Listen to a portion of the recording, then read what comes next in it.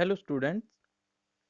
Question answer की series को आगे बढ़ाते हुए हम कुछ और क्वेश्चन यहाँ पर डिस्कस कर रहे हैं जो आपके चैप्टर से रिलेटेड हैं। और चैप्टर का टाइटल हमारे पास था कंबस्शन एंड फ्लेम। तो एक क्वेश्चन यहाँ पर दिया गया है जिसको हम अच्छे से रीड करें तो इसमें अपने आप ही आंसर हमें मिल सकता है। गिव रीजंस, हमें यहाँ पर कुछ रीज़न देने हैं, कुछ स्टेटमेंट यहाँ पर दी गई हैं। जैसे पहली स्टेटमेंट यहाँ पर आप देख सकते हो, water is not use to control fires involving electrical circuit equipment. यहाँ पर बहुत ही बेसिक क्वेश्चन ये पूछ रहा हमसे कि अगर हमें फायर कंट्रोल करनी हो तो क्या करेंगे। तो सब यही आंसर दे सकते हैं कि हम वाटर यूज करेंगे, लेकिन हमें देखना पड़ेगा कि वो किस तरह की फायर है। अगर वो एक सिंपल वुड में फायर है तो हम पानी यूज कर सकते हैं उसमें। लेकिन अगर ऑयल में जो है आग लगी हुई है, ऑयल इंस्ट्रूमेंट में लगी हुई है, तो हम वहाँ पर पानी की बजाय रेत यूज़ करें तो बेटर है, या कंबल या कपड़ा जो है वो यूज़ करें तो बेटर है, ताकि सप्लाई ऑफ ऑक्सीजन कट जाए, जो एक बेसिक नीड है फायर के लिए। अगर वो नीड हटा दी गई यहाँ से तो कंट्रोल हो जाएगी अपने आप फायर। तो ऐसे ही यहाँ पर भी आपने ये जो है कंट्रोल की करनी है। इलेक्ट्रिकल इक्विपमेंट है, इसमें हम वाटर का यूज़ नहीं कर सकते क्योंकि water is a electrical conductor, और जिसकी वजह से हमें करंट लग सकता है। अगला क्वेश्चन है, LPG is a better domestic fuel than wood. LPG liquefied petroleum gas is a better domestic fuel than wood. ये अभी अभी हम पढ़ के आए थे, जिसमें हमने कंपैरिजन किया था वुड और एलपीजी को, और हमने पाया था कि एलपीजी एक बेटर फ्यूल है एज कम्पेयर टू वुड। इसके दो रीजन हमने दिए थे। पहला था इससे मिलने वाली एनर्जी, वुड से हमें एनर्जी कम मिलती है और एलपीजी से एनर्जी ज़्यादा मिलती है। और दूसरा रीजन हमारे पास ये था कि एलपीजी एक क्लीन फ्यूल है as compare to wood. Wood को जब हम जलाते हैं तो बहुत सारे रेजिड्यू बचते हैं, धुआं बचता है। एलपीजी में पोल्यूशन जो है लेस अमाउंट पे होता है, और हम इसके कंपैरिजन में इसको ना के बराबर मान सकते हैं। Paper by itself catches fire easily where a piece of paper wrapped around an aluminium pipe does not. इस क्वेश्चन को आप समझिए, बड़ा ही इंटरेस्टिंग क्वेश्चन है। ये कहता है कि हम अगर एक पेपर को जलाएं तो वो आसानी से फायर कैच कर लेता है, लेकिन वही पेपर आप एक एल्यूमिनियम पाइप के चारों तरफ लगा दीजिए, उसको आग लगाना क्या हो जाता है, थोड़ा सा मुश्किल हो जाता है। तो इसका आंसर बहुत इजी है। जब हम किसी पेपर को टेम्परेचर प्रोवाइड कराते हैं तो जैसे ही उसके पास इग्निशन टेम्परेचर होता है, आग पकड़ लेता है, वो फायर हो जाती है उसमें। लेकिन जैसे ही आप एल्यूमिनियम पाइप के साथ ऐसा करते हैं और पेपर को जलाने की कोशिश करते हैं, तो आप जैसे ही उसको टेम्परेचर प्रोवाइड कराओगे पेपर को, वो एल्यूमिनियम टेम्परेचर को पूरे सरफेस में फैलाने की कोशिश करेगा, और इग्निशन टेम्परेचर जो है अचीव नहीं होगा जल्दी से। और जल्दी से इग्निशन टेम्परेचर अचीव नहीं होगा तो वो पेपर भी जल्दी से नहीं जलेगा। रीजन ये है, aluminium is a conductor of heat, और जैसे ही आप एक हिस्से पर हीटिंग प्रोवाइड कराओगे, वो हीटिंग पूरे सरफेस पर फैलने की कोशिश करेगी। ये इसका रीजन रहेगा। अब ये क्वेश्चन है, ये आपका एक्टिविटी बेस्ड क्वेश्चन है। आपको यहाँ पर कुछ डायग्राम बनाना है, और वो है ए label diagram of candle flame. एक कैंडल और उसके फ्लेम के डिफरेंट पार्ट को डिस्कस करना है यहाँ पे। तो ड्राइंग जो होगी, बेसिक यहाँ पर स्ट्रक्चर होगा, डिफरेंट पार्ट को आपने अपनी कॉमन सेंस से, अपनी नॉलेज से मार्क करना है। जैसे आपने कैंडल बनाई, एक फ्लेम है, और फ्लेम का जो धागे वाला पोर्शन होता है इंटर मोस्ट जोन होता है, और वो सबसे कम जल रहा होता है। ऐसा इसलिए है क्योंकि सरफेस एरिया है नहीं उतना टेम्परेचर और पार्टिकल के आपस में इंटरेक्ट में आने के लिए। तो सबसे जो आउटर जोन होगा वो हॉटेस्ट पार्ट होगा, और मॉडरेट हॉट जो होगा जो बीच में पार्ट होता है। अगर हम कलर की बात करें तो ब्लू फ्लेम जो होती है सबसे ज़्यादा कलर मतलब हॉट होती है, जो ऑरेंज फ्लेम जो होती है वो और थोड़ी सी ऐसे ही येलो। ठीक है, तो आप ये कंपैरिजन करेंगे।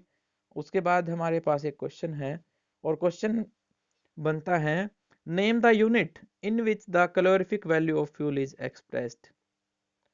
कैलोरीफिक वैल्यू जो हमने कल भी एक बताई थी, मैं फिर से रिपीट कर देता हूँ। 1 kg अगर आपके पास फ्यूल है, उससे कंबाइनेशन के बाद, कंबशन के बाद जितनी एनर्जी जो है रिलीज हो रही है, उसे हम कैलोरीफिक वैल्यू बोल रहे थे। इसे किलो जूल पर केजी के फॉर्म में हम मेजर करते हैं। क्वेश्चन नंबर 8 हमारे पास है, it is difficult to burn a heap of grass leaves, green leaves, but dry leaves catch fire easily, explain. सीधी सी बात है, हमें इग्निशन टेम्परेचर की जरूरत थी, और जो हरे पत्ते होंगे उनमें वाटर का अमाउंट या वो जल्दी से इग्निशन टेम्परेचर जो है अचीव नहीं करेंगे। लेकिन ड्राई लीव्स में जो आसानी से कैच कर सकते हैं फायर को, क्योंकि इग्निशन टेम्परेचर उनमें जल्दी आ जाता है। अगला क्वेश्चन हमारे पास इसी को बढ़ाते हुए आगे हैं, which zone of a flame does a goldsmith use for melting gold and silver and why. एक गोल्ड स्मिथ कौन से फ्लेम का यूज करता है जब भी उसे कोई इंस्ट्रूमेंट बनाना होता है किसी आयरन पीस से या गोल्ड पीस से? तो बहुत आसान है, अभी अभी हम बात करके आए हैं कि जो हॉटेस्ट पार्ट होता है वो ब्लू फ्लेम होता है, और उसको यूज करते हुए वो गोल्ड और सिल्वर को मेल्ट करेगा। यही हमारा आंसर था।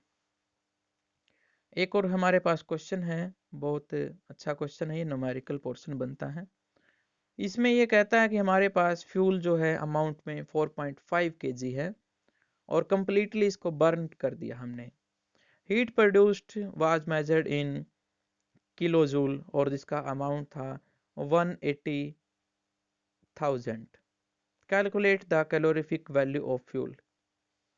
कैलोरीफिक वैल्यू हमें बतानी है 1 kg कोरस्पॉन्डिंग। अब बहुत सिंपल आंसर है, ये बहुत जनरल सा क्वेश्चन है कि हमारे पास 4.5 kg से जो एनर्जी प्रोड्यूस हो रही है वो गिवन है। 1 kg से कितनी होगी, जो वैल्यू आपको दी गई उसे डिवाइड कर दो जस्ट। जब हम इस तरह का डिवीजन करते हैं तो 180,000 को डिवाइड कर देंगे 4.5 से, और जो हमारे पास आंसर आता है वो आता है 40,000 किलो जूल पर केजी। यानी जो आपको फ्यूल दिया गया है यहाँ पे, उसकी कैलोरीफिक वैल्यू कितनी है, 40,000 किलो जूल पर केजी। अगला क्वेश्चन हमारे पास है, और वो ये है, can the process of rusting be called combustion, discuss. यहाँ पर कंबस्शन की डेफिनेशन ही इसका आंसर है। हमें कंबस्शन के लिए बेसिक 3 रिक्वायरमेंट की जरूरत थी। पहला, जिसको हमने एक फ्यूल बोला था, दूसरा हमने बोला था इग्निशन टेम्परेचर, और रेगुलर सप्लाई ऑफ ऑक्सीजन। अगर ये तीनों डिमांड पूरी होती है तो हम कहेंगे कंबस्शन हो रहा है। अब यहाँ पर रिजल्ट में हमें क्या मिलती थी, हीट मिलती थी या एक एनर्जी मिलती थी। Rusting is also A such type of force, such type of a chemical reaction. इसमें भी हमें एक तरह की कंबस्शन रिएक्शन जो है देखने को मिल रही है। ऑक्सीजन की जो है एडिंग होती है सरफेसिस पे, और रिजल्ट में हमें कुछ एनर्जी मिलती है। एक्सोथर्मिक प्रोसेस है ये। इसलिए हम कह सकते हैं combustion is a type of, मतलब rusting is also a type of combustion, a slow combustion. आगे कुछ क्वेश्चन यहाँ पर दिया गया है कि एक एक्सपेरिमेंट परफॉर्म करते हैं, 2 स्टूडेंट हैं, one is Abida and second one Ramesh. और एक्सपेरिमेंट जब परफॉर्म कर रहे हैं तो ये देखते हैं कि 2 बीकर इन्होंने लिए थे। दोनों बीकर को इन्होंने अलग अलग पार्ट के साथ अटैच किया फ्लेम के। एक ने किया आउटर पोर्शन के साथ, और एक ने जो येलो पोर्शन है। तो पूछता है कि कौन से वाला जल्दी हीटेड अप हो जाएगा, शॉर्ट टाइम कौन लेगा। तो हम अपनी नॉलेज का यूज करते हैं और पाते हैं कि जो आउटर पोर्शन होगा फ्लेम का, वो ज़्यादा हीटिंग होती है, उसमें हॉटेस्ट पार्ट होता है। और जो मिडल पोर्शन होता है वो मॉडरेट या फिर लोवेस्ट पार्ट होता है। तो बड़ी आसानी से हम कह सकते हैं कि जिसने बीकर को आउटर एरिया पे रखा है वो वाला बहुत जल्दी से क्या कर लेगा, हीटअप हो जाएगा। तो ये हमारे पास इस क्वेश्चन का आंसर जो है इसी बेसिस पे हमने लिखना है कि रमेश और अबिदा ने जो बीकर लिए हैं उनको जिस पोर्शन पे रखा गया है, अगर रमेश ने आउटर पोर्शन पे रखा है तो उसका बीकर जो है जल्दी गर्म हो जाएगा और अबिदा जो है उसका लेट होगा। Okay, all the best. मुझे उम्मीद है आप इन क्वेश्चनों को अच्छे से प्रिपेयर करेंगे।